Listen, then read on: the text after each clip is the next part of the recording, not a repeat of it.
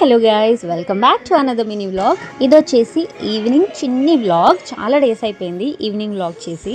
మా పొట్టిది వీడియో తీస్తే చిన్న చిన్న క్యూట్ ఎక్స్ప్రెషన్స్ అయితే ఇస్తుంది, బట్ అస్సలు నవ్వదు వీడియోకి, అలానే చూస్తూ ఉంటుంది. ఈవినింగ్ ఏదైనా పిల్లలకి స్నాక్స్ చేసేద్దామని చెప్పేసి అయితే మార్నింగే నేను ఈ శనగలు అయితే నానబెట్టాను.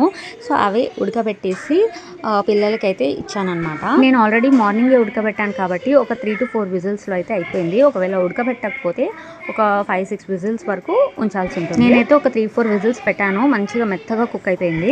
ఇలా ప్లెయిన్గా తినడం అయితే నాకు అస్సలు నచ్చదు. పిల్లలకైతే సపరేట్గా ప్లెయిన్గా కొంచెం తీసి వాళ్ళకి ఇచ్చేసి నేనైతే పోపు పెట్టుకున్నాను.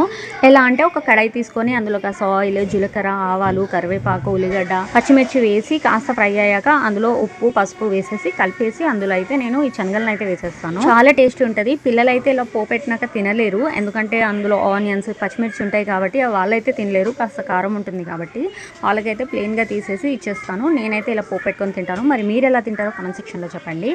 సో ఇదన్నమాట ఇవాళ చిన్ని ఈవినింగ్ మినీ వ్లాగ్. నచ్చితే తప్పకుండా లైక్ చేయండి అండ్ సబ్స్క్రైబ్ చేసుకోండి. మళ్ళీ ఒక మంచి వీడియోతో కలుద్దాం. Until then take care, bye bye.